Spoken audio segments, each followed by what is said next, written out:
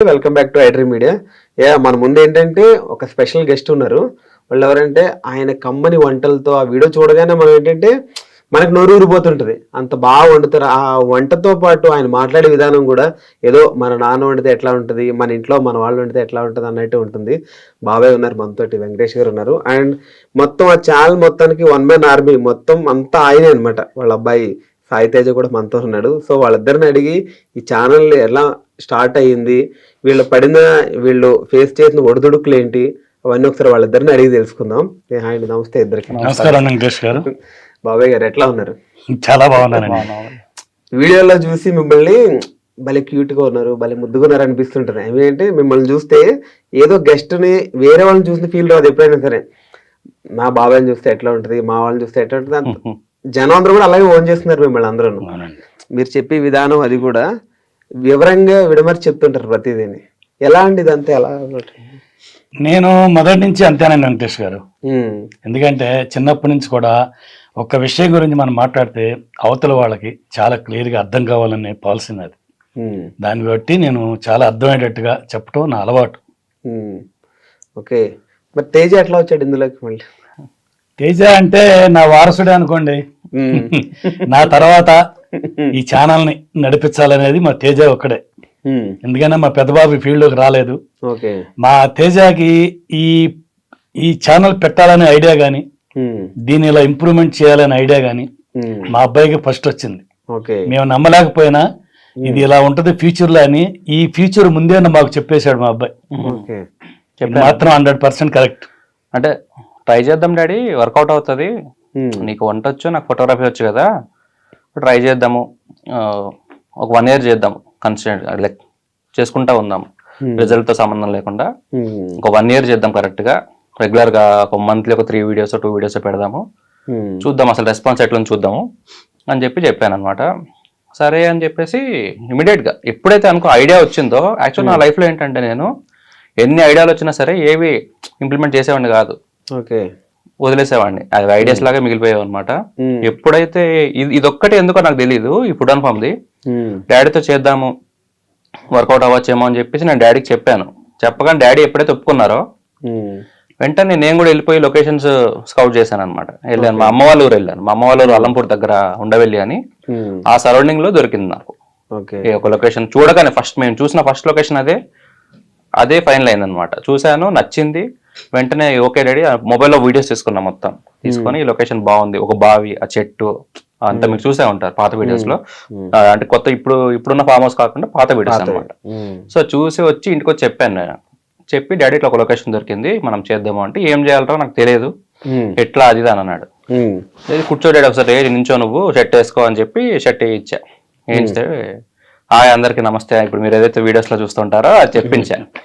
5-6 తీసుకున్నా shorts. Hi అండి అందరికి నమస్తే అండి అని చూస్తున్నా. చేయలేడేమో, ఇబ్బంది పెడుతున్నానేమో అనిపించింది నాకు ఎందుకు కొంచెం. సరే ట్రై చేద్దాం, ఇంప్లిమెంట్ చేసేద్దాం అనుకున్నది. ఫస్ట్ ట్రై చేద్దాం అనుకోయేదే ఉంది. కెమెరా అంతా అప్పటికే కెమెరా కొనిచ్చారనమాట.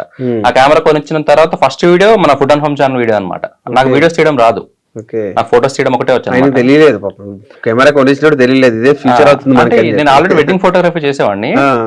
ఆ ప్రాసెస్ లో కొనిచ్చారు. సరే అమ్మా నువ్వు కెమెరా అప్డేట్ అవ్వాలన్నావు కదా, సరే తీసుకో అని చెప్పి ఇద్దరు అమ్మ నాన్న కలిసి చీటీ డబ్బులు వేసి ఒక 3 lakhs అలా తీసుకొని నాకు కొనిచ్చారు అనమాట. వీళ్ళే హోటల్ రన్ చేసుకుంటూ ఆ చీటీ డబ్బులు కట్టుకునే వాళ్ళు.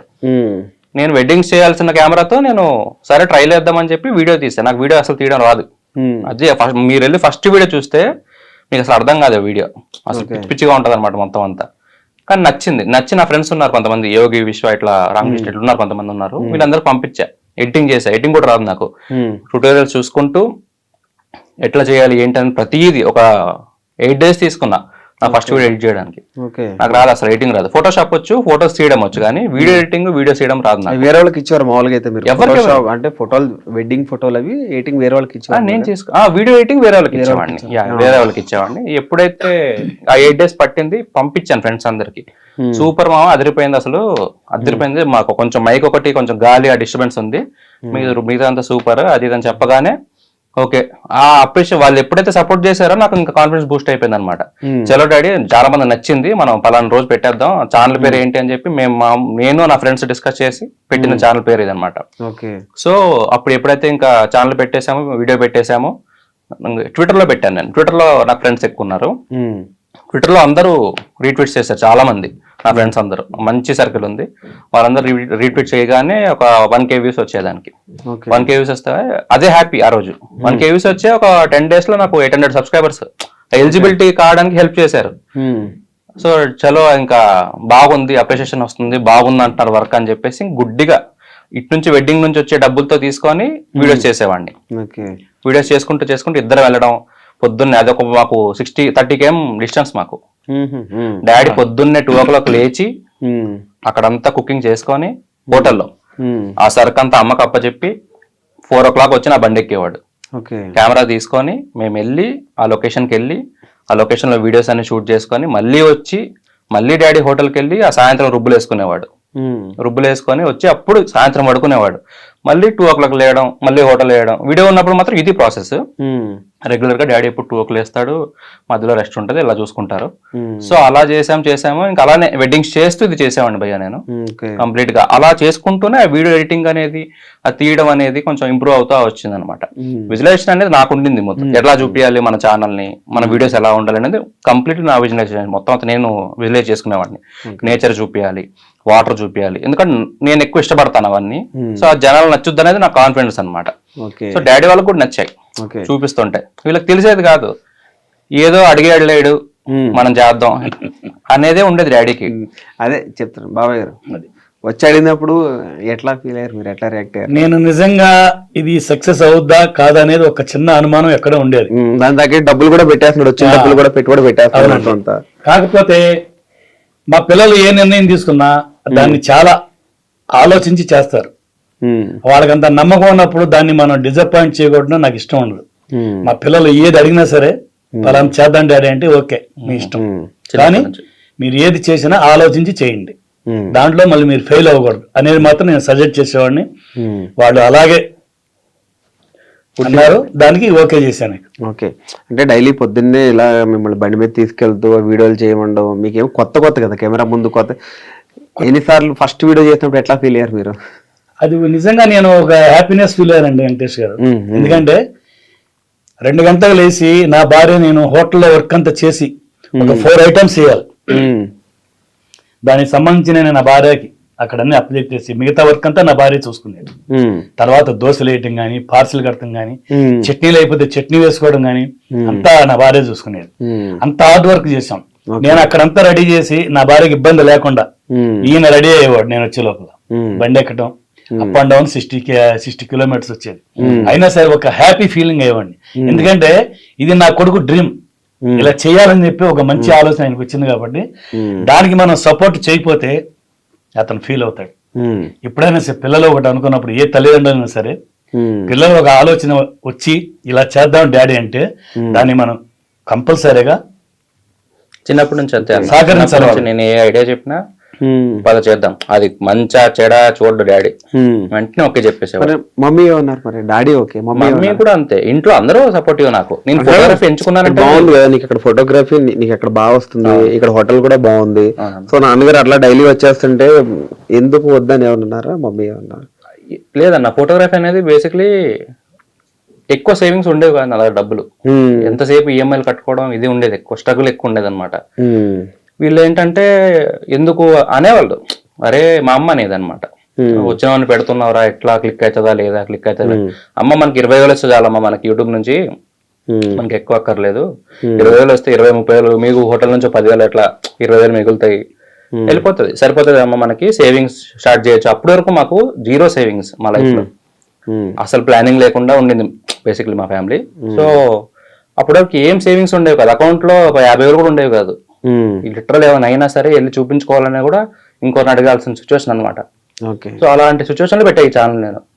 ఎప్పుడైతే ఇంకా మా మమ్మీకి డాడీకి ఒకటే చెప్పా, మమ్మీ పక్క 20,000 నుంచి 30,000 వస్తాయి, ఇదే మన టార్గెట్, అది వచ్చారు పని చేద్దాం మమ్మీ అంటే, ఏమోరా నాయన నువ్వు చెప్పిందే నువ్వు ఏదంటే అదే అన్నట్టు ఇంకా వాళ్ళు ఎప్పుడూ ఓకే చెప్తా ఉన్నారు అనమాట.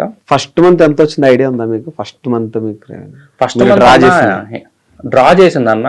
యాక్చువల్ మానిటైజేషన్ అయ్యాక మాకు డబ్బులు రాలా. ఓకే. మానిటైజేషన్ 4 months కి అన్ని కలిపి వచ్చాయి మనకి, అరౌండ్ ఒక 60K అట్లా వచ్చాయి. ఓకే. అది చూసి నాకు ఎట్లా ఎనర్జీ వచ్చింది. మా అబ్బాయి ఆలోచన సక్సెస్ అయింది, దీన్ని మనం ఇక వదులుకోకూడదు. ఈ ప్రయాణంలోనే మనం చాలా కష్టపడి ఈ ఛానల్ ని ముందుకు తీసుకెళ్ళాలి అని ఒక దృఢ సంకల్పంతో మా ఇంటిల్లి పాది అందరూ కోఆపరేట్ చేశారు. డాడీ యాక్చువల్ మధ్యలో గివ్ అప్ ఇచ్చాడు డాడీ. స్టార్టింగ్ లో 20 వీడియోలు, ఇంకా అప్పటికి మాకు 10 వీడియోలు అయ్యాయి అంతే. ఈ అప్ అండ్ డౌన్ చేయడం, హోటల్ పని చేయడం అనేది డాడీ అసలు చేయలేకపోయాడు. నా వల్ల కాదులే అమ్మా, నాకు బాడీ సహకరించట్లేదు, ఇది ఎప్పుడు క్లిక్ అవుతుంది ఏమోలే. అప్పటికి మేము పెట్టి 3-4 నెలలు అవుతుంది అనమాట. క్లిక్ కాదులే అమ్మా ఇంకా అంటే, లేదు డాడీ చేద్దాం డాడీ చేద్దాం పదా అని చెప్పి అట్లనే కొంచెం రిక్వెస్ట్ చేసుకో అంటే ఆయనకి శ్రమ ఎక్కువ అయ్యేది. నేనేదో ఫోర్స్ చేస్తున్నాను కాదు కానీ ఆ బాడీ సహకరించేది కాదనమాట. సో ఎప్పుడైతే ఇంకా అలా ఒప్పుకున్నారో బలవంతంగా చేయించా ఒక 4-5 వీడియోలు స్టార్టింగ్ లో. చేయించిన తర్వాత కరెక్ట్ 19th వీడియో క్లిక్ అయింది భయ్య. 19th వీడియో 6-7 months తర్వాత. 7 months వరకు మనకి 7K సబ్స్క్రైబర్స్. మనకి 7K సబ్స్క్రైబర్స్ ఉండేవాళ్ళు. మనకి వ్యూస్ వచ్చేసి అన్నిటికీ 1000, 800, 600 అట్లా ఉండే వ్యూస్ అన్నిటికీ. ఎప్పుడైతే December 6th అనమాట midnight నేను వెడ్డింగ్కి వెళ్ళి వచ్చాను. వచ్చిన తర్వాత ఈ కామెంట్స్ అన్ని సబ్స్క్రిప్షన్స్ అన్ని నోటిఫికేషన్స్ వస్తున్నాయి. వస్తుంటే వెంటనే డాడీ లేచే ఉన్నాడు అప్పటికి. డాడీ ఇట్లా ఇన్ని కామెంట్లు వస్తున్నాయి డాడీ, ఒక వీడియో క్లిక్ అయినట్టుందని చెప్పి చూస్తే రాగి సంకటి నాటుకోడి పులుసు క్లిక్ అయింది. బాగా వైరల్ అయింది వీడియో కూడా, బాగా వైరల్ అయింది అన్న. అప్పట్లో అసలు హైయెస్ట్ అదే. ఇంకా మాకు ఆ నైట్ నుంచి పొద్దున్న లేసరికి అది 1,00,000 అయ్యింది.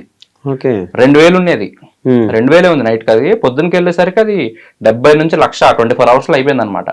నేను అనుకున్నా ఆ వీడియో వరకే అవుద్దేమో, ఏమో డాడీ చూద్దాము, సబ్స్క్రైబర్స్ అయితే వస్తున్నారు, హ్యాపీ డాడీ చూద్దాం డాడీ అంటే పోన్లే మంచిదే అనుకున్నాం. ఇంకా అదొకటే కాదు, ఆ రోజు అన్ని వీడియోస్ పైకి లెగిస్తున్నాయి. ఆ నెక్స్ట్ వీడియో చికెన్ బిర్యానీ పెట్టాము, అది 1 day 1 lakh వ్యూస్. నాకు అర్థమైపోయింది ఇంకా ఓకే మనం క్లిక్ అయ్యామని చెప్పేసి. అప్పుడు మాకు ఇద్దరు కాన్ఫిడెన్స్ వచ్చింది.